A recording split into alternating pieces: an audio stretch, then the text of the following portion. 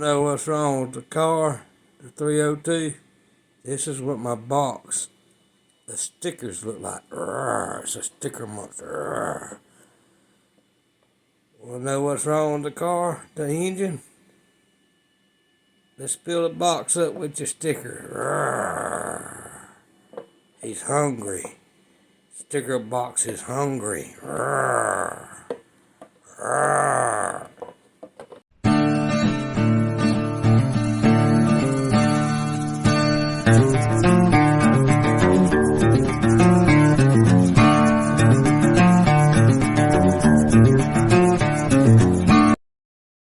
Welcome back to Auto Salvage Outlaws.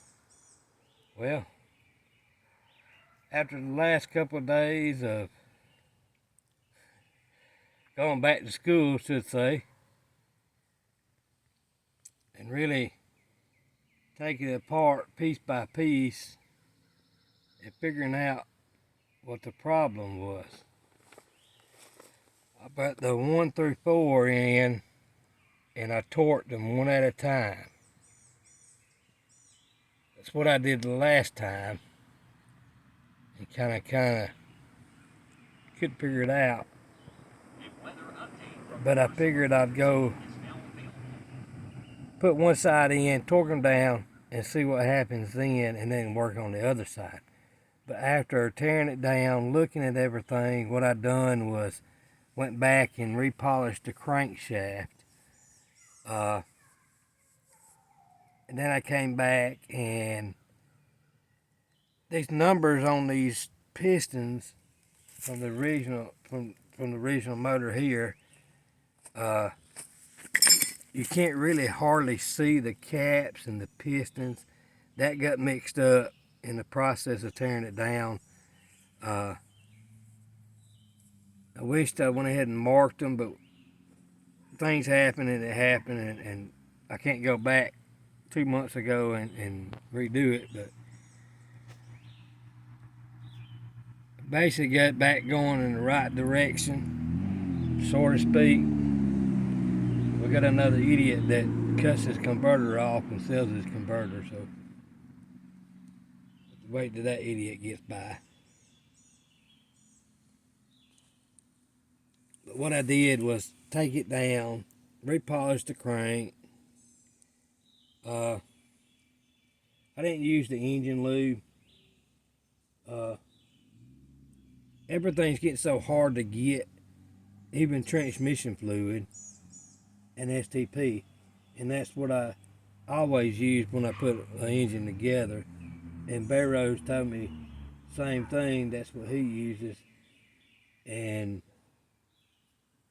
so finally, after 3 days, I was finally able to get some STP and a quarter transmission fluid. And that's after going through 3 parts houses. The struggle's real when you have to order parts. What I found out was when I took the number 5 piston out,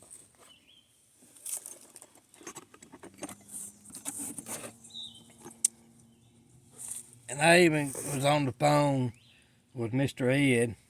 If y'all ain't subscribed to Mr. Ed, head over there. I'll put his link in the bottom of the description. Head over there and give him a sub. He's good. I'm talking about, it's not many of them left like Mr. Ed, and he knows what he's doing. If you pay attention to the oil hole right there. Now if you go up here and you see that right there, now looking at it, looks like another oil hole.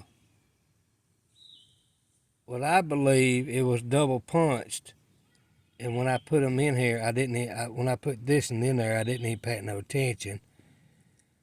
That, I believe, what was my problem.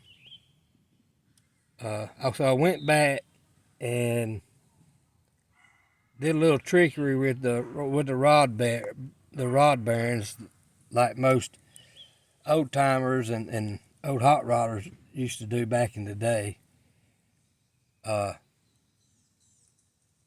So what I did is order one set of bearings, and I'm going to replace this set because the rest of them are good. Clean them all up. Get them on 1 through 4 in.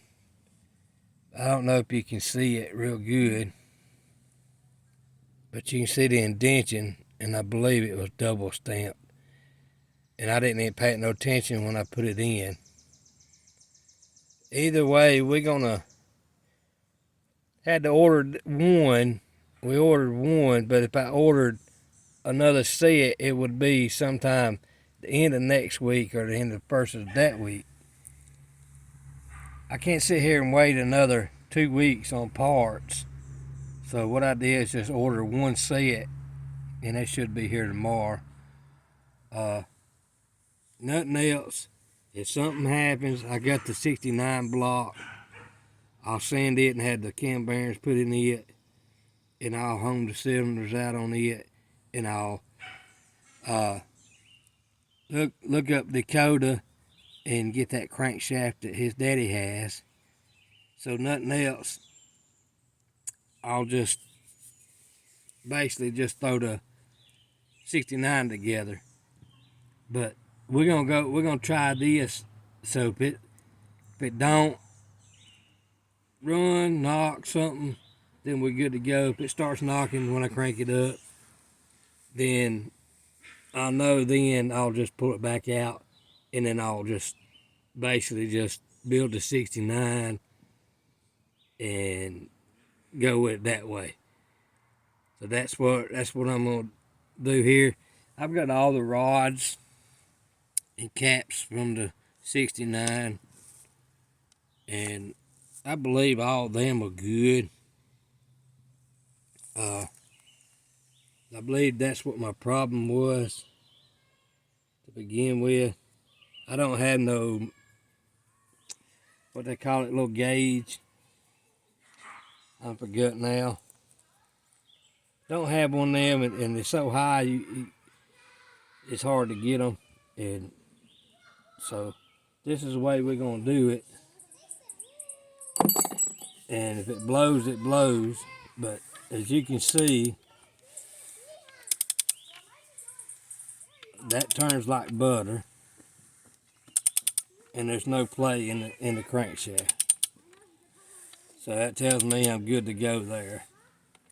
So all I gotta do is finish putting the other 4 in and putting the rod bearing on number 5. It was the number 5 piston that was giving me trouble. So we'll get through with that and get it back together, and then we'll go from there and find out if it's gonna run. If it ain't, then we'll back up a few steps and either build a 69 or we'll just have to wait till probably end of June or July to I'll just find a roller motor. I have a Explorer, and I'll just go with a roller engine. But either way, it's going in, and we're gonna see what happens. If it runs, it runs. If it don't, then we'll back up a few steps and try it all over again. Hit the subscribe button, comment, watch the video, laugh at me, cry with us, throw a party or something.